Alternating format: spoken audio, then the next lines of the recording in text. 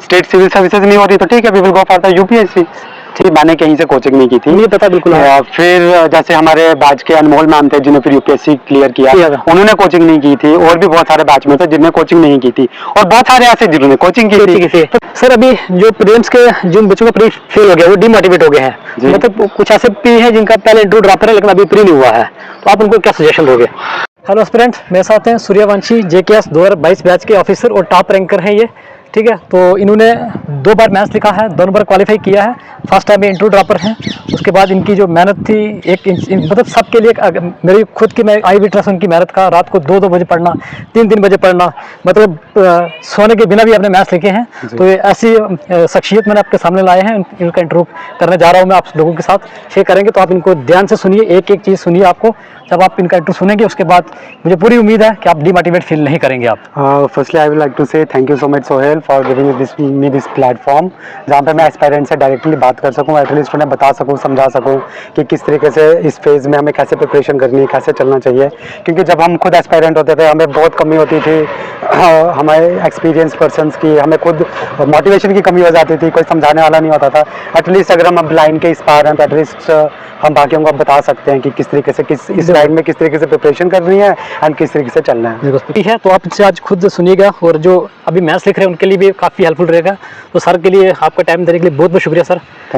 Sir काफ़ी busy थे, तो मुझे सर से इंटरव्यू करना ही करना था हर हालत में, क्योंकि आज के टाइम पे गाइडेंस तो अवेलेबल है, लेकिन गाइडेंस जो एक एक्सपर्ट बंदा होता है, एक्सपीरियंस बंदा, वो बेहतर बता सकता है ना। तो इस सर से तो इनकी मेहनत का मैं जो खुद आई विटनेस हूँ, तो तभी मैं सर को इनवाइट किया। तो thank you so much sir, thank you so much. Welcome welcome. तो सर आपका टाइम देने के लिए शुक्रिया बहुत बहुत सर। जी, मैं भी काफ़ी देर से चाह रहा था कि चलो आप कह रहे थे कि वीडियो शूट करनी है, तो चलो किसी भी अगर तरीके से एस्पायरेंट्स की हेल्प होती है तो वी आर ऑलवेज रेडी। जब हम खुद एस्पायरेंट होते हैं तो हमारा खुद ये मोटो होता है कि हमें कहाँ से आइडियाज़ मिले, कहाँ से हमें मोटिवेशन मिले, कहाँ से हमें सीखने को मिले। तो एटलीस्ट अगर हम लाइन के उस पार जा चुके हैं तो इट्स ओवर इनिशिएटिव, ये हमारा फ़र्ज़ भी बनता है कि हम जो हमारे बाकी भाई बहन हैं, जो हमारे न्यू एस्पायरेंट्स हैं, उनको हम थोड़ा बहुत बता सकें जितना हमारे पास छोटा मोटा सा नॉलेज होगा, जितना एक्सपीरियंस होगा। बिल्कुल सर। सर अभी जैसे केएस के बच्चों का जो प्री है वो मतलब क्वालिफाई हो गया, रिजल्ट आ गया है। जी। तो इसमें से अभी मतलब जो आई थिंक 2798 जो बच्चे मैथ्स लिखेंगे जी, बहुत सारे पैसा जुड़े हैं बच्चे, जिनका मतलब मिनिमम जो है 50 बच्चे हैं जी, 50 बच्चे मिनिमम जिनका प्री क्वालिफाई हुआ, जो मेरे ग्रुप में जुड़े हुए हैं। तो वो कंटिन्यूसली बोल रहे हैं कि हमें एक्सपर्ट बंदे की गाइडेंस की बहुत जरूरत है। हमें मैथ्स का बिल्कुल पता भी नहीं है कि शुरू कहाँ से करना और क्या करना है। प्री की गाइडेंस तो बहुत अच्छी थी, मतलब प्री का तो हो गया उनका, लेकिन सर आप उनको सबसे पहले क्या चीज़ रिकमेंड करोगे जिससे आप वो अपनी मैथ्स की प्रिपरेशन स्मूथली स्टार्ट कर पाएँ? देखो, सबसे पहले मैं उन्हें कंग्रेचुलेट करूंगा उन कैंडिडेट्स को जिनका प्री जो है वो क्लियर हो चुका है, वो पास हो चुके हैं, और जिनका प्री नहीं हो पाया तो मैं यही कहूंगा कि कोई बात नहीं, केएस का नहीं हुआ तो यूपीएससी का प्री आ रहा है, आप उस पर फोकस करो। May 24 या 25 को एग्जाम है तो आप उस पर फोकस कर सकते हैं, तो उनके लिए ये वाली चीज़ मैं कहूँगा। एंड जिनका मेंस हो गया तो भाई मुझे लगता है कि जो ये वाला टाइम है, ये वो वाला टाइम है कि जिसमें where you have to be in complete that zone. आपको एकदम ना विराट कोहली वाले जोन में जाना है। I am a big fan of Virat Kohli sir, तो ना आपको विराट कोहली सर के उस जोन में जाना है कि ताकि आप जो मेंस जो 2.5-3 मंथ जितना भी टाइम पीरियड मिलता है उस पर आप उस हिसाब से फोकस कर सकें। एंड मेंस में कहीं ना कहीं हमारी जो प्रिपरेशन, देखो हमारा सिलेबस हिसाब से होता है कि प्री के रिलेटेड ही हमारे पास मेंस का जो बुक्स हैं, जो मटीरियल है, ऑलमोस्ट सेम होता है 60-70%। कुछ पोर्शन हैं जैसे वर्ल्ड हिस्ट्री आ गई या सोसाइटी वगैरह पोर्शन आ गया, एथिक्स GS 4 आ गया, जिसमें हमें थोड़ा एक्स्ट्रा पढ़ना पड़ता है, मेहनत करनी पड़ती है। बिल्कुल सर। जैसे अभी सबसे पहले मतलब जो जितने पीवाई जो जिन्होंने मतलब मैथ्स का जिनको पता ही नहीं है, जिनकी गाइडेंस भी नहीं थी जिनके पास, जैसे कुछ ऐसे भी थे जो जेकेएसएसबी की तैयारी करते थे लेकिन उनका प्री हो गया बट उनको मैथ्स देना है, तो उनके लिए सबसे पहले रिकमेंड जो सिलेबस वगैरह ये सारा रिकमेंड करोगे उनको कि वो पहले वो सिलेबस लेके आए, पीवाई क्यू एनालाइज करें? देखो जी, देखो सबसे इंपॉर्टेंट चीज़ है कि आपको क्या करना है। आपको मैं इसमें 2 चीज़ें कहूँगा कि सबसे पहले आपको क्या करना है कि जैसे आप 75 डेज लेके चलो, आपको 75 डेज को डिवाइड करना है। एक आपको लॉन्ग टर्म टाइम टेबल अपना बनाना है, टाइम टेबल शेड्यूल जो आपको बनाना है उसको 75 डेज में डिवाइड कर लो, और एक छोटा छोटा शेड्यूल 5 डेज का, 6 डेज का, 4 डेज का, जैसे आप सबको सूटेबल आता है उस हिसाब से डिवाइड कर लो। इससे क्या होगा, जब आप अपना ये टाइम टेबल टाइम शेड्यूल देखोगे तो आपके ना माइंड में ये चीज़ फीड होती जाएगी कि भाई मेरे पास इतने दिन बच गए हैं, मुझे किस हिसाब से करना है एंड कौन सा पोर्शन मुझे करना है। तो मैं आपको कहूँगा कि चाहे आप फ्रेशर है या आपके पास एक्सपीरियंस है, जो स्कोरिंग एरियाज है मैं वो कहूँगा जो मुझे लगता है कि नंबर 1 आप एसए पे फोकस कीजिए, एसए आपका स्कोरिंग है। इसके बाद आप जीएस 4 कर सकते हैं, एथिक्स का एंड ऑप्शनल को तो गेम चेंजिंग कहा ही जाता है। अगर इन 3 पोर्शन में आपका स्कोर बहुत अच्छा आ जाता है, आपकी कमांड बहुत अच्छी आ जाती है। एंड हाँ, वन मोर थिंग, ये 3 जैसे आपके सिक्योर हो जाते हैं तो देखो ये पता क्या होता है, अपने माइंड के साथ आपको खुद खेलना होता है, माइंड को इस हिसाब से चलाना होता है कि I am in right direction. तो जब ये 3 पोर्शन आपके क्लियर हो जाएंगे, मतलब आपकी प्रिपरेशन अच्छी हो जाएगी, तो आपके माइंड में खुद पॉजिटिव वाइब्स हैं जो आपको आनी शुरू हो जाएंगी कि भाई मेरा इतने % जो स्कोरिंग एरिया था वो मेरा कंप्लीट हो गया है, now I have to focus on GS1, GS2, GS3 उस हिसाब से। एंड इसमें सबसे इंपॉर्टेंट रोल PYQ का तो रहेगा ही रहेगा कि आप ये यूपीएससी के पिछले 5-10 साल के ये ले लो, PYQ देख लो, उसमें आप थीम्स आइडेंटिफाई करो। जैसे कि मैं आपको फॉर एग्जांपल कुछ कहूंगा कि अगर आप GS1 में देख लो तो जियोग्राफी में आपने नोटिस किया होगा कि लैंडस्लाइड के ऊपर क्वेश्चन आता ही आता है। एंड हमारा ये आ गया, लैंडस्लाइड आ गया, क्लाउड बस्ट आ गया, फिर इसके साथ और भी जो टॉपिक्स हैं, ग्लेशियर मेल्टिंग वगैरह, ये वाले टॉपिक्स हैं जो कि करंट में आई हैं। इसके साथ आप क्या कर सकते हैं, आप इसमें एग्जांपल्स दीजिए, बहुत सारी एग्जांपल कोशिश कीजिए। आप वो कोशिश कीजिए कि जांडगे की एग्जांपल दीजिए, इंडिया की एग्जांपल दीजिए। अगर लैंडस्लाइड है तो आप उसमें हमारा नेशनल हाईवे NH44 पे रामबन में आती रहती है, आप उसमें उसका मेंशन कीजिए। वेस्टर्न घाट्स में लैंडस्लाइड आ रही है, उसका मेंशन कीजिए। अगर ये क्लाउड बस्ट की लेटेस्ट एग्जांपल हुई है, उत्तराखंड में हुई थी, या कुछ साल पहले, कुछ ईयर्स पहले अभी अमरनाथ पिलग्रिमेज यात्रा जो हमारी है, वहां पे केव के पास क्लाउड बस्ट हुआ था, उसकी एग्जांपल दीजिए। तो जब आप करंट की एग्जांपल्स देते हैं तो जो आपके क्वेश्चन, मतलब मुझे लगता है कि जो आपके आंसर राइटिंग है उसकी जो क्वालिटी इंक्रीज हो जाती है, कहीं ना कहीं एग्जामिनर आपको 1-2 नंबर एक्स्ट्रा उसमें दे सकता है। देता है, बिल्कुल। जी। सर अभी मैं थोड़ा सा सिलेबस जो सिलेबस के अकॉर्डिंग डिकोड करूंगा, तो जी। प्लीज थोड़ा उसमें आप बता दीजिए। ओके, पहले ओके। GS1 से, जैसे GS1 का मैथ्स के लिए सोर्स क्या रहना चाहिए। अब जो प्री का पढ़ा था जिन बच्चों ने, जी, जी, जो जी। प्री का, उसको अब कुछ का ये भी कहना है कि जो प्री का पढ़ा है उसको आप फैक्चुअल डेटा एज वो मैथ्स में यूज कर सकते हो। जी, जी, जी। आप क्या रिकमेंड करोगे स्पेशली देखो चलो GS1 से स्टार्ट करते हैं। तो इसमें GS1 में मैं आपको कहूंगा, जैसे कि जो आपने NCERT, जैसे आपने ज्योग्राफी के लिए NCERT पढ़ी थी, या आपने इसके साथ अपना NCERT पढ़ी थी, आर्ट एंड कल्चर का जैसे आपने जो जो कंपोनेंट पढ़ा था वो तो आपने पढ़ा ही है। लेकिन इसमें आप क्या कर सकते हो, आपने जैसे अगर KS का नोटिस किया होगा, मतलब if I am exactly right ना, तो आर्ट एंड कल्चर में से नागरिया ड्राविडियन किसी एक में क्वेश्चन आया था। नेक्स्ट ईयर बौद्ध स्तूपा पे क्वेश्चन आया था। तो दैट मीन्स कि आर्किटेक्चर पे कहीं ना कहीं फोकस है, तो इसके रिलेटेड जो बाकी आपके क्वेश्चंस मिलते हैं या बाकी जो है, तो आप उनका फोकस कर सकते हो। उस हिसाब से वो पहले से डायग्राम बना लो, पहले से प्रिपरेशन कर लो। मोस्ट इंपॉर्टेंट देखो, मैं सोर्स की बात क्या कहूंगा कि जो ऑलमोस्ट आपका प्री का सोर्स रहता है वही सोर्स है, वही चीज है, थोड़ी आपको और एक्स्ट्रा डीप पढ़नी पड़ती है। अब यहाँ पे एज क्या करेगा, आपने सोच जी एक चीज नोटिस की होगी कि कई बार हम कहते हैं ना, हमारे आसपास फ्रेंड्स होते हैं, बहुत ब्रिलियंट होते हैं, बहुत हार्ड वर्कर होते हैं, बहुत ब्रिलियंट होते हैं, उनका नॉलेज की कोई कमी नहीं होती। बट मेरा मानना यह है कि जो एग्जामिनर है, जो आपकी शीट चेक करेगा, उसके पास आपकी नॉलेज नहीं जाती, उसके पास सिर्फ जो शीट है, चाहे वो जितने भी पेजेस की वो शीट जाएगी। अगर आपने अपना वो नॉलेज उस शीट पे रेप्लिकेट किया तो आपको मार्क्स मिलेंगे। अगर नहीं किया, वेदर मतलब यू आर अ स्कॉलर, आपके पास PhD या कुछ भी की सब्जेक्ट में इतना भरपूर पूरे ब्रह्मांड का नॉलेज है, लेकिन उस शीट पे अगर आप रेप्लिकेट नहीं कर पा रहे हो, 3 घंटे में नहीं लिख पा रहे हो, तो वो आपको मार्क्स में कन्वर्ट नहीं होगा। तो इसके लिए मैं कहूंगा कि सोर्स आपका जो भी है, देखो मतलब मैं ये नहीं कहूंगा कि भाई जैसे फॉर एग्जांपल आपने लक्ष्मीकांत ही पढ़नी है, जो आपने दूसरी बुक पढ़नी है पढ़ लो, या स्पेक्ट्रम करनी है स्पेक्ट्रम से कर लो, जिससे जो जो आपको अच्छा लगता है, जो जो कंपोनेंट है, जो जो बुक्स हैं, वो तो आपका एक्सपीरियंस है, वो आप पढ़ लो। वो हर कोई मतलब जो भी हमारे पास ये आते हैं, जो भी ऑफिसर आते हैं, जो भी एस्पायरेंट जो क्वालिफाई हो चुके हैं, कोई एग्जाम किया है, वो तो बताते हैं सोर्स का सार किसी को पता। बट मैं ये कहूंगा कि स्कोर कैसे करते हैं। अब आपको क्या करना है, जैसे मैंने पढ़ा था, स्पेशली मैंने विजन ISM का मैं करंट अफेयर पढ़ता था, तो आपने जहां से भी करंट अफेयर पढ़ा है, जिस भी वेबसाइट से, जिस भी इंस्टीट्यूट से पढ़ा है, न्यूज़पेपर से पढ़ा है, जो भी पढ़ा है, दैट्स इट। उसको क्या करो, उसको आप मैंने क्या किया था, मैं आपको वो कह सकता हूँ। उसको आप क्या करो, फॉर एग्जांपल जैसे आपका पॉलिटी है, विजन करंट अफेयर मैंने वहां से किया था। अब पॉलिटी का आपका क्या होना चाहिए, जैसे करंट में जो भी आर्टिकल चल रहे हैं, अमेंडमेंट्स चल रही है, जो भी न्यू कमीशन आ रही है, A4 की एक शीट ले लो, उस पर वो सारे डेटा लिख लो, वो सारे पॉइंट्स लिख लो।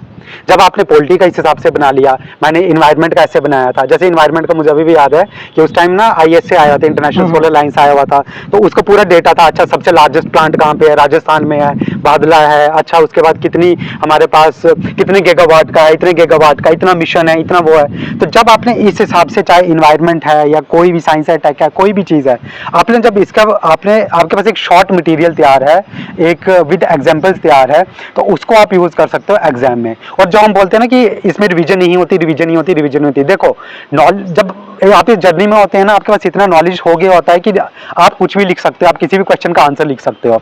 जैसे फॉर एग्जांपल क्वेश्चन आता है national commission for backward classes के रिलेटेड अगर क्वेश्चन आता है, या एससी के रिलेटेड आता है, एनसी एसटी के रिलेटेड क्वेश्चन आता है, देखो नॉलेज तो आपको है, लेकिन वहाँ पे मैटर क्या करेगा, आर्टिकल 338 है या कौन सा है, तो वो चीज़ अब आपने करंट में आपने सिर्फ वो चीज़ें रिवाइज की होंगी। और रिवीजन भी ऐसे ही होती है, अगर जो आपने ये अपने शॉर्ट नोट्स बनाए होंगे करंट अफेयर के, जब आप इसको रिवाइज करोगे एक तो कम पीरियड में, 1-2 घंटे में आपकी पूरी रिवीजन भी हो जाएगी। और जो चीज़ आपको एग्जाम में लिखनी है, देखो 3 घंटे का टाइम है, सबको पता है बहुत लेंथी पेपर होता है, आपको कंप्लीट करना होता है। तो आपको एज क्या मिला, जो आपने शॉर्ट डेटा बनाया था, एक तो रिवीजन आपकी जल्दी हो गई, एंड जब आपने लिखना है, जब आपने आंसर शीट पे लिखना है, तो उसमें क्या होता है कि आपको जो इंपॉर्टेंट पॉइंट्स हैं, जो वैल्यूएबल पॉइंट्स हैं, जो आपको नंबर दिलाएंगे, जो उस क्वेश्चन के रिलेटेड इंपॉर्टेंट, आप डायरेक्ट उस पर फोकस करोगे। तो जो एथिक्स का उसके लिए क्या सोर्स आप रिकमेंड करोगे? देखो एथिक्स की मैंने पढ़ा था, एक यूट्यूब पे चैनल है ड्रीम कैंपस, मैंने उसका यूज़ किया था, एंड मैंने सोनी IAS से पढ़ा हुआ था। तो इसमें कहूँगा कि जब मैंने फर्स्ट टाइम मेंस दिया था, मेरी ये मिस्टेक हुई थी कि मैंने जो थियोरेटिकल पोर्शन हमारे क्वेश्चंस आते हैं, मैंने वो पहले अटेम्प्ट कर लिया था, केस स्टडीज बाद में रख ली थी। तो बाद में टाइम कम रह चुका था, जिस वजह से मेरी क्वालिटी कंप्रोमाइज़ हो गई। जो मेरे माइंड में स्कोर था कि मुझे एथिक्स में इतना करना है, वो नहीं हो पाया। बट जो मैंने नेक्स्ट मेंस लिखा, उसमें मैंने किया कि मैंने केस स्टडीज़, अब केस स्टडीज़ के लिए आपको क्या करना है, आप सिंपल सी चीज़ है, यूट्यूब पर जाओ, आप टॉपर्स की केस स्टडीज़ निकाल लो, वहाँ पर देख लो कि किस बैच के किस टॉपर ने किस हिसाब से केस स्टडी लिखी थी, उसको पूरा एनालाइज करो कि उन्होंने कैसे एग्जाम्पल्स दिए हैं, कैसे क्या चीज़ लिखी है, उसको करो। उस हिसाब से आप केस स्टडी सबसे पहले कोशिश करो कि अटेम्प्ट करो, उसमें क्वालिटी अपनी अच्छी दो, फिर जो बाकी पोर्शन है उसको इस हिसाब से अटेम्प्ट करो। और एथिक्स में मोस्ट इंपॉर्टेंट चीज़ है टर्मिनोलॉजी, बहुत इंपॉर्टेंट होती है मेरे हिसाब से। सबसे पहले आपको क्या करना है, आपका जितना सिलेबस है वो आपको टिप्स पे होना चाहिए। एक जो भी ईच टर्म है, कोई भी, चाहे whether it's compassion, whether it's empathy, sympathy, it's knowledge committee, selflessness, integrity, accountability, honesty, objectivity, leadership, कोई भी चीज़ है, कोई भी टर्म है, इसका पूरा आपको ये आपके माइंड में होना चाहिए, इनकी पूरी डेफिनेशन आपको तैयार होनी चाहिए। इवन आपके पास पूरी A4 शीट, जो मैंने कहा था, आपके पास एग्जाम्पल से प्रिपेयर्ड होनी चाहिए पहले ही। ओके, अशोक खेमका सर की एग्जाम्पल ये है, सौम्या पांडे मैम की एग्जाम्पल ये है, अच्छा महात्मा गांधी जी की ये एग्जाम्पल है, okay iron man of India की एग्जाम्पल है, तो ये एग्जाम्पल है, डॉक्टर APJ अब्दुल कलाम जी की एग्जाम्पल देनी तो इस चीज में देनी है, वो एग्जाम्पल्स आपके पास बनी हुई होनी चाहिए, रेडी होनी चाहिए। पर्सनल लाइफ की एग्जाम्पल्स आपके पास रेडी हुई होनी चाहिए। तो जब आप इस तरीके से करोगे तो कहीं ना कहीं मुझे लगता है कि इट विल बी बेनिफिशियल। आपको एस्पिरेंट्स को बता दूं, मैं सर ने 2 मैच लिखे हैं, दोनों में कमाल किया। जो पहला मैच था वो तो कुछ चंद मार्क्स से, कुछ 6-7 मार्क्स से रहा था, इंटरव्यू दोनों मार्क्स से उन्होंने क्वालिफाई किया। आपको तो सर मतलब आपने तो कमाल किया है, ठीक है। और आपने मोटिवेट, मतलब एक बार जब आपको इंटरव्यू ड्रॉप हो गए पहली बार, तो फिर दोबारा आपने आपको मोटिवेट कैसे किया सर? देखो सबसे दुख की बात थी कि उस टाइम पे मतलब आपके अपने माइंड जोन होते हैं, आपकी अपनी चीज़ें होती हैं, कुछ लाइफ में ऐसी चीज़ें चल रही थी कि मुझे वो चीज़ करनी ही करनी थी। एंड बचपन का एक ये था, सपना था कि भाई I want to be a civil servant. तो जब वो झटका लग गया कि नहीं हुआ, एंड उसके मुझे लगता है 20-25 दिन का हमारा नेक्स्ट मेंस था। तो उस टाइम पे जो आपकी फैमिली होती है वो आपको सपोर्ट करती है, आपके फ्रेंड्स होते हैं, लाइब्रेरी में जितने फ्रेंड्स थे उन्होंने मोटिवेट किया। एंड बस वही चीज़ होती है कि एक चीज़ मतलब मैं सबको एडवाइस करूँगा कि एक चीज़ हमेशा अपने अंदर रखना, कि एक डेडिकेशन रखना, कि जब एक ड्रीम है ना जो आपने लिया है ना, तो you have to achieve it. देखो 2 चीज़ें हैं, या तो आप उस चीज़ के पीछे इतना पागल हो जाओ कि उस चीज़ को आप अचीव कर लो। नंबर 2 इज़ कि अगर आप उस चीज़ के पीछे इतना मतलब अपनी हार्डवर्क या अपनी पूरी शिद्दत आप नहीं अगर उस पर लगाओगे, फिर वो चीज़ ना कहीं आपको लाइफ टाइम वो चीज़ आपको दुख देती ही रहती है कि भाई साहब मेरा सपना था कि I want to be a civil servant, मैं नहीं हो पाया। एंड वो चीज़ कहीं ना कहीं आपको खटकती है, वो चीज़ कहीं ना कहीं आपको लाइफ टाइम दुख देती है। ठीक, उसके बाद सर जो अपने जब आपका ये तो एडवाइस थी जिनका प्री भी क्वालिफाई नहीं कर पाई, ये सर के लिए मोटिवेशन थी, ठीक है सर। अब आपका था ऑप्शन था सोशियोलॉजी, तो सोशियोलॉजी को आपने कैसे डील किया था? जी जी जी, मैं यहाँ पे थोड़ी सी करेक्शन करना चाहूंगा। मेरा जो ऑप्शनल था वो जियोग्राफी था। सॉरी जी जी जी, जियोग्राफी था। ओके। तो जियोग्राफी के लिए बस वही जो आपकी सोर्सेज है, माजिद हुसैन सर की बुक भी पढ़िए, एनसीईआरटी पढ़िए, आपको जो भी कंपाइल, हाँ कोशिश करिए कि किसी भी इंस्टीट्यूट का कहीं से भी अगर आपको कंपाइल्ड मटेरियल, शॉर्ट मटेरियल मिल जाता है उसको यूज कीजिए, क्योंकि जियोग्राफी को बहुत लेंथी कंसिडर किया जाता है, लेंथी भी है। एंड मैं एक और चीज कहूंगा कैंडिडेट्स को कि कभी भी ना इस हिसाब से नहीं जाना कि ये वाला ऑप्शनल स्कोरिंग है, इसमें आपकी सिलेक्शन ज़्यादा हो रही है तो मैं इसलिए लूंगा। तो जिस टाइम मैं जियोग्राफी ले रहा था मुझे भी काफ़ी लोगों ने सजेस्ट किया कि भाई जियोग्राफी में कम सिलेक्शन होती है, आप मत जाइए, बट मेरा इंटरेस्ट था, मुझे लग रहा था कि I am from engineering background, geography मुझे इजी समझ आ जाएगी। भाई ये आसमान दिख रहा है, एटमॉस्फेयर, क्लाइमेटोलॉजी आ गई, पानी दिख रहा है, ये ओशियोनोग्राफी आ गई, जियोमॉर्फोलॉजी आ गई, एंड हम लोगों में पॉपुलेशन में रहते हैं तो ह्यूमन ज्योग्राफी आ गई। तो हमेशा जब भी आप ऑप्शनल चूज करते हो ना तो इस हिसाब से चूज करो कि आपका इंटरेस्ट किस में है। ये मत देखो कि सिलेक्शन हो रही है नहीं हो रही है, एंड मेरे फ्रेंड ने ये ले लिया, इसने स्विच किया। वैसे पार्टिकुलरली आपका अपना डिसीजन है, बट मैं जो आपको ये एक राय दूंगा यही दूंगा कि कभी भी ऑप्शनल ना किसी और को देख के मत लो, और कभी भी किसी और की स्ट्रेटेजी पे मत जाओ। हमेशा हर किसी की अपनी स्ट्रेटेजी होती है। फॉर एग्जाम्पल एक मैं छोटी सी एग्जांपल दूंगा, जैसे कई बार कई कैंडिडेट्स पूछते हैं, एस्पिरेंट पूछते हैं कि सर हमें कितनी रिवीजन करनी है, पॉलिटी की कितनी रिवीजन करती है। देखो इट डिपेंड्स अपॉन यू, आप कितनी आपकी मेमोरी तेज है, कितनी रिवीजन्स में आप रिटेन कर सकते हैं। अगर मैं ऐसे भी कैंडिडेट से मिला हूं जो कहते हैं कि हमने एक बार जो बुक पढ़ ली या एक दो बार जो रिवीजन पढ़ता है उनको भूलता ही नहीं है। बिल्कुल। अब यही फार्मूला अगर दूसरा ऐसा एस्पिरेंट लगाएगा जिसको 2-3-5 रिवीजन की जरूरत है तो वो तो सक्सेसफुल नहीं होगा ना, वहां पे तो उसका सक्सेस रेट कम होगा। तो इसलिए हर कैंडिडेट की, हर एस्पिरेंट की अपनी स्ट्रेटेजी होनी चाहिए। आपको देखो अपना तरीका खुद ढूंढना है कि मेरे लिए क्या सक्सेसफुल है। जैसे मेरा ये है कि मुझे ना जब मैं बांटता था तो अगर मैंने किसी चीज का आंसर देना है तो मुझे ना रिसेंट में वो चीज रिवाइज होनी चाहिए, मतलब फिर मैं काफी इजीली उसे पिकअप करता हूँ।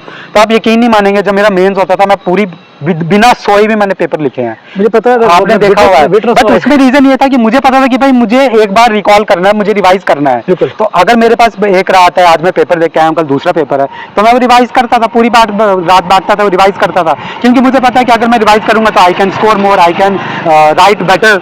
बिल्कुल। तो इस तरीके से आपको अपनी तरीका खुद यूटिलाइज करना है, खुद आपको देखना है, खुद फाइंड आउट करना है कि मेरा तरीका क्या है, मुझे किस हिसाब से सर एक सबसे बड़ी जो मिसगाइडेंस अभी जो चल रही है मार्केट में वो ये चल रही है कि अभी जो जेकेपीएससी मैथ्स का रिजल्ट आया, जी रिजल्ट आने के बाद बहुत सारे मतलब जो रिजल्ट नहीं सॉरी जो जेकेपीएससी मैथ्स की जो मार्कशीट आई है, मार्कशीट आने के बाद बहुत सारे ये डिसाइड कर रहे हैं कि फलां सब्जेक्ट में ज्यादा सिलेक्शन ये फलां में हुई है तो ये छोड़ दो, ये कर दो, ये मतलब आपने बताया भी कि ऐसे मत करो आप। जी ठीक है। तो अब जो मुझे पूछ रहे थे इसमें क्या करना है, बहुत सारे देखो इसमें एक और चीज भी हो सकती है। फॉर एग्जांपल अगर जियोग्राफी ली है ऑन एन एवरेज 10 स्टूडेंट्स ने, 10 में से अगर 2 की सिलेक्शन होती है, दैट मीन्स कितने, 10 में से 2 आ गए, दैट मीन्स हमारे पास 20% सिलेक्शन रेट आ गई। ठीक है, वहीं पे अगर किसी दूसरा सब्जेक्ट XYZ कोई भी है उसमें अगर 100 में से 5 बंदे कैंडिडेट आ रहे हैं तो उनकी परसेंटेज उतनी कम हो गई ना। हमें ये तो नहीं पता ना कि किस सब्जेक्ट में कितने अपीयर हुए थे, हम सिर्फ फाइनल रिजल्ट देख रहे हैं, भाई इस सब्जेक्ट में इतने, इस सब्जेक्ट में इतने। ये भी तो देखो ना कि किसमें कितने कैंडिडेट्स थे।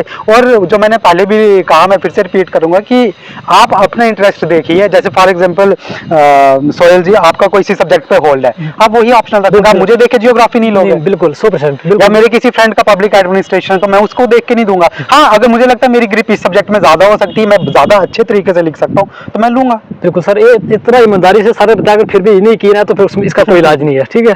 अब उसके बाद सर जो भी बीच में ये 3 महीने का गैप जो मैथ्स को होगा जेकेपीएससी का, जी इसमें जो बहुत सारे ये भी पूछने की सर से ये पूछना कि इसमें शॉर्ट नोट्स बनाने चाहिए हमें। देखो शॉर्ट नोट तो मैं कहूँगा शॉर्ट नोट तो इम्पोर्टेंट है, बट ये नहीं है कि आपको हर किसी के शॉर्ट नोट बनाने हैं। आप क्या कर लो, आपके जो बुक्स हैं, जो आपका स्टैंडर्ड सोर्सेस है उनसे बुक से पढ़ लो। आप करंट अफेयर के शॉर्टेस्ट नोट बनाइए। ठीक, टोटल पॉइंट जैसे मैंने आपको पहले समझाया ना। फॉर एग्जांपल आप कोई भी ले रहे हो, जैसे मैंने लैंडस्लाइड की एग्जांपल दी थी, फॉर एग्जांपल जैसे हम भी लेते हैं, हम सुनीता विलियम्स जी की एग्जांपल लेते हैं। ठीक है, अब आपने क्या लिखना है, ISS लिख लिया, कितने किलोमीटर है, 400 समथिंग किलोमीटर है वो है, ओके। उनके साथ कौन मेंबर था, ये मेंबर था, कौन कौन से हैं, बस 5 पॉइंट आ गया। इसके रिलेटेड कुछ भी क्वेश्चन आता है मैनेज कर सकते हो। रशिया यूक्रेन वार के रिलेटेड क्वेश्चन है, रशिया यूक्रेन लिख लिया, उसके बाद आप पॉइंट्स लिख लो। अच्छा ट्रेड में कैसे लॉस हुआ, इतने डिजिट का लॉस हुआ, इतनी वैल्यू का लॉस हुआ, अच्छा इसमें इसकी वजह से और क्या हुआ, ये चीज हुई, अच्छा कितना नुकसान हुआ, इतना नुकसान हुआ। ठीक ठीक। तो वो पॉइंट 4-5 पॉइंट्स लिख लो, जब आप क्वेश्चन आएगा तो आप उसको इजीली मैनेज कर सकते हो। बिल्कुल sir, thank you sir. Sir एक चीज़ और, जैसे ऐसे की जो थीम है वो कैसे प्रिपेयर करनी है? अब बहुत सारे कहते हैं कि ऐसे लिखो ऐसे, लेकिन मेरा ये मानना कि जब तक आपके पास कंटेंट नहीं हो आप क्या लिखोगे, आप क्या स्ट्रक्चर बनाओगे? देखो मैं यही यहाँ पे आपको थोड़ा कहूँगा कि मैं एक छोटी सी एग्जांपल दूंगा कि मैंने ना, जैसे मैंने आपको कहा कि आपको करंट अफेयर से डेटा प्रिपेयर करना है एंड आपने बना लिया, तो मुझे याद आ रहा है कि ना एक ऐसे वुमन के रिलेटेड था, मेरे पास बहुत सारा डेटा पड़ा हुआ था माइंड में, ठीक, कि ओके वुमन के रिलेटेड, अच्छा अगर क्राइम बढ़ा इतने % में बढ़ा है, अगर इनकी एजुकेशन बढ़ी है, रेट बढ़ा इतने % में बढ़ा हुआ है, ये इनके लिए स्कीम आई हुई है, बेटी बचाओ बेटी पढ़ाओ, और भी जो चीज़ें, मेरे पास बहुत कंटेंट था। लेकिन मैंने वो वाला ऐसे नहीं लिखा एग्जाम में। क्यों नहीं लिखा?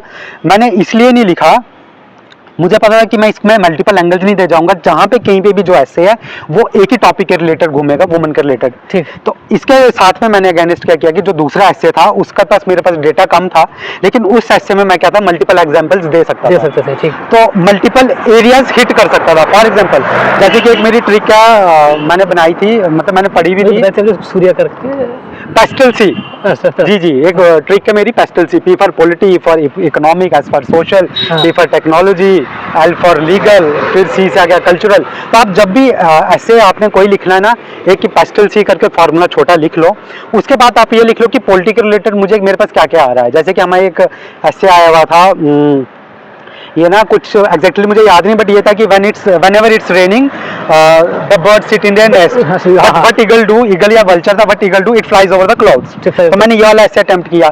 जब मैंने इसमें पेस्टल सी फॉर्मूले में पॉइंट्स लिखने लगा तो पॉलिटी में मेरे माइंड में आ गया कि I have to give example of doctor B R Ambedkar. तो जब मैंने ऐसे लिखा तो मैंने मेंशन किया कि भाई doctor B R Ambedkar ji की स्टेटमेंट थी कि when he was in school, उन्हें कहा था कि when there is no pion there is no water। जब पियोन भी नहीं होता था स्कूल में, उनको पानी भी पीना भी अलाउड नहीं था। तो फिर मैंने ये लिखा कि उस कंडीशन से निकल के उन्होंने इतना अपने आप में इतना हार्ड वर्क किया, लाइफ में इतना स्ट्रगल किया कि finally he became the president of the drafting committee. Exact. तो वो मैंने वहां से लिख ली, मतलब ये भी एक छोटी सी एग्जांपल आ गई। और जैसे इंटरनेशनल रिलेशन में मैंने जब ऐसे में कनेक्ट किया, मैंने इसी में क्या लिखा, मैंने लिखा कि जब 1999 हमारे कारगिल वार हुई थी, उस टाइम में इंडिया ने यूएसए से हेल्प मांगी थी, but USA refused at that time. तो उसके बाद फिर हम बाकियों से वेपन्स खरीदते थे। आज के टाइम में क्या हो गया है, हम वेपन्स बना के, हमारा DRDO, हमारा इसरो इतना एडवांस्ड हो चुका है कि हम वेपन्स बना के बाकी कंट्रीज को बेच रहे हैं। तो ईगल की एग्जांपल है ना, अभी वियतनाम में पीछे ब्रह्मोस हमने सेल की थी, तो इंडिया कर रहा है इसी हिसाब से जो डिफरेंट सेक्टर्स में। फिर मैंने 1983 वर्ल्ड कप की एग्जांपल दी कि जब इंडिया वहां पे गई थी, इतनी अंडररेटेड टीम थी कि इंडिया को इंडियन क्रिकेट टीम को एयरपोर्ट पे बस लेने भी नहीं गई थी, इतनी अंडररेटेड टीम थी। और फाइनली जब वर्ल्ड कप लेके आई तो ईगल की एग्जांपल हुई ना। तो इस हिसाब से जब आप लिखते हो ना, जब आप पॉइंट में लिखते हो, और कोशिश करना कि पैराग्राफ्स में लिखो, एक पेज पे 2 या 3 पैराग्राफ ही लिखो। पैराग्राफ आप शुड बी इन कंटिन्यूटी, वो कंटिन्यूटी में हो, एग्जांपल्स दे दो, रियल लाइफ एग्जांपल दे दो, जैसे मैंने आपको अभी वर्ल्ड कप की कहा, बाकी कहा। तो इस तरीके से जब आप लिखते हो ना ऐसे, एंड मेरा एक मानना है कि द ऐसे should be from your heart. जब आप हार्ट से लिखोगे ना, जब आप फीलिंग्स के साथ ऐसे लिखोगे, फीलिंग्स इन द सेंस कि आपकी देशभक्ति शो होनी चाहिए, उसमें आपका नॉलेज शो होना चाहिए, उसमें लगना चाहिए कि नहीं यार दिस मैन इज पैट्रियोटिज्म। मेरा एक मानना है कि जब आप ऐसे लिखते हो ना, कहीं ना कहीं वो एक ऐसी लाइन आ जाती है, एक ऐसी स्टेज आ जाती है ऐसे में कि आपकी पैट्रियोटिज्म शो होनी चाहिए उस एग्जामिनर को कि ये देश के लिए है, या आपकी नेशनलिज्म शो होनी चाहिए। और जब आप करंट की एग्जांपल्स, बाकी सारी एग्जांपल्स, हिस्ट्री की एग्जांपल्स उसमें मेंशन करोगे तो ऑब्वियसली आपके अच्छे स्कोर मिलेंगे। देखो सर, जो अभी आपने एग्जांपल दी, इससे मुझे भी पता चल गया मेरी गलती कहाँ हो रही थी मैथ्स में। मेरा मैथ्स के लिए क्वालीफाई हो रहा था। ये जो आपने एग्जांपल दिए ना, जी जी जी, ये मतलब ये मैं कहना कहीं लैक कर रहा था। जैसे कि हो सकता है कि और भी तरीके हो, जैसे कि मेरा शायद 132 के आसपास सबसे जो ऐसे में स्कोर था, या 132 136 ऐसे था। हो सकता है किसी दूसरे का इससे ज्यादा हो, 140 हो, 140 प्लस हो, और भी तरीके हो सकते हैं। बट जो मैंने अप्लाई किया था, जो आपका तरीका था ना, आप जैसे आपका कंटिन्यू 2 बार आपने मैथ्स क्वालीफाई किया है, जी जी जी, ठीक है, तो रीजन कहना कहीं ये है आपका। और ये जैसे आपने फिलोसफिकल ऐसे आप बहुत सारों को ब्रेक करना नहीं आता है, जी जी जी, ठीक है, तो आपने जैसे ब्रेक करके बताया, ये तो बहुत बड़ी बात है। ये इसी पे तो सारे टिके थे कि इसको ब्रेक कैसे करना है, कैसे करें, ये बड़ी चीज है। तो ये तो आपने कमाल किया सर। ये मेरा पहला इंटरव्यू है सर के साथ, जो मतलब जितने भी लिए मैंने, सबसे खतरनाक जो इंटरव्यू, जो पूरे एक चीज ब्रेक करके दे रहे हैं आपको। सर अभी एक चीज और, जैसे जो अभी प्रीलिम्स बच्चों का नहीं हुआ है, अच्छा, तो उनको सर आप क्या बोलोगे, जो अभी डिमोटिवेट होकर बैठे हैं, वो सोचते हैं अभी हम आगे करें क्या, उनको आप क्या एक सजेशन दोगे? देखो, सबसे पहले उनको ये समझना चाहिए और ये खुद से पूछना चाहिए कि वो इस प्रिपरेशन में क्यों आए थे। सर अभी जो प्रीलिम्स के जिन बच्चों का प्री फेल हो गया वो डीमोटिवेट हो गए हैं, जी। मतलब कुछ ऐसे पी हैं जिनका पहले इंटरव्यू ड्रॉपर है लेकिन अभी प्री नहीं हुआ है, तो आप उनको क्या सजेशन दोगे?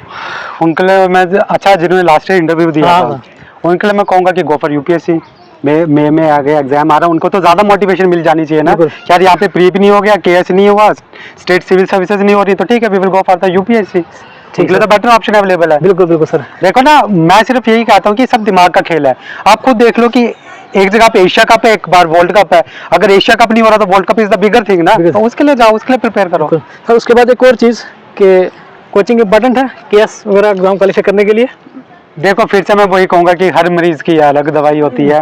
इट डिपेंड्स अपॉन यू कि आप लेकिन एक जो मिथ है, जैसे वो एक बंदा खुद तैयारी कर रहा होता है उसको डोर होता है देखो यार, मैंने coaching सिर्फ ऑप्शनल की कोचिंग करी थी, मैंने कहीं से कोचिंग नहीं की थी। नहीं पता बिल्कुल। हाँ। फिर जैसे हमारे बैच के अनमोल मैम थे जिन्हें फिर यूपीएससी क्लियर किया, किया था। उन्होंने कोचिंग नहीं की थी। और भी बहुत सारे बैचमेट थे जिन्होंने कोचिंग नहीं की थी, और बहुत सारे ऐसे जिन्होंने कोचिंग की कोचिंग की थी। थी। तो देखो इट डिपेंड्स अपॉन यू कि आपको कैसे रिटेन करता है। अगर आपको सेल्फ स्टडी करके आप इजिली रिटेन कर सकते हैं तो वो बेटर तरीका है। अगर आपको कोई दूसरा समझाता है, पढ़ाता है, आपको बना के डिश देता है, आपने वो खानी है, वो तरीका बेटर लगता है, तो कोचिंग करिए। ठीक सर। उसके बाद सर एक जैसे जो अभी मैथ्स का जिन्होंने बच्चों ने अभी मैथ्स लिखना है, ओके। ठीक है, तो उन मैथ्स को टेस्ट सीरीज उनको लगानी जरूरी है क्या? देखो टेस्ट सीरीज लगानी इंपॉर्टेंट है, आपको आंसर प्रैक्टिस करनी इंपॉर्टेंट है। और इसका रूल नंबर 1 मैं यही कहूंगा कि मेंस क्लियर करने का जो रूल है, रूल नंबर 1 ये है कि there should be no any question left. You have to attempt all 20 questions. अगर आपका एक क्वेश्चन भी छूट रहा है दैट मीन्स कि कोई कैंडिडेट XYZ वो आपसे 3 नंबर 4 नंबर 5 नंबर एक्स्ट्रा ले रहा है और आप 4 नंबर पीछे जा रहे हो, 2 क्वेश्चन छूट रहे हो, तो आप 10 नंबर आपके कम हो रहे हैं। ठीक सर। तो उसके बाद सर आपका टाइम देने के लिए बहुत बहुत शुक्रिया सर, आपने बड़ा अच्छे से बताया। हमारे साथ सूर्यवंशी JKS ऑफिस से 2023 बैच के हैं और ये टॉप रैंकर हैं। इन्होंने दानू बार केएस मैथ्स में तबाही की है, ठीक है, दानू बार। और ये इनका एक तरीका लिखने का अलग था, चीज़ें डिक्टेट करने का अलग था, तो तभी इन्होंने सारा कमाल किया। Sir thank you so much अपना कीमती वक्त देने के लिए। वो मेरे सारे एस्पिरेंट ऑडियंस की तरफ से बहुत बहुत शुक्रिया सर। थैंक यू सो अगर मच। किसी को आपकी थोड़ी हेल्प चाहिए हो, कहीं गाइडेंस या कहीं टेस्ट सीरीज, अगर कोई चाहता हो कि कहीं आपके पास जब टाइम हो तो कभी सीरियस बच्चा अगर आपकी वजह से किसी एक को हेल्प हो जाती है, कोई एक ऑफिसर बन जाता है, जी जी जी तो जी, क्या कहोगे इसमें? हाँ तो मैं यही कहूँगा कि कोई नहीं, मैं कांटेक्ट नंबर सुहेल जी को दे दूंगा, आप इनको टेक्स्ट करिए। अगर डायरेक्ट मुझसे कांटेक्ट करना तो आप कर सकते हैं, समझ सकते हैं। एंड इसमें यही चीज़ है कि अगर आपने ये गोल कभी भी लिया था, ये सपना देखा था, तो उसके पीछे भागिए ना यार, काम कीजिए, मेहनत कीजिए। एंड श्योरली देखो किसी की लाइफ में जो भी चल रहा हो, जितना भी अंधेरा हो, तो सूर्यदेव निकलते ही निकलते हैं। तो आप लाइफ के जिस भी फेज में हो, कुछ भी हो, कि जितनी मर्जी तबाही आपकी लाइफ की मची हो, लेकिन क्या होगा, सूर्यदेव तो निकलेगा ना, तो बेटर फेज आएगा। बस मेहनत करते रहिए, अपने अंदर एक सेल्फ बिलीफ रखिए एंड ऑब्वियसली होगा। Thank you so much sir, thank you so much, thank you so much, thank you sir, thank you.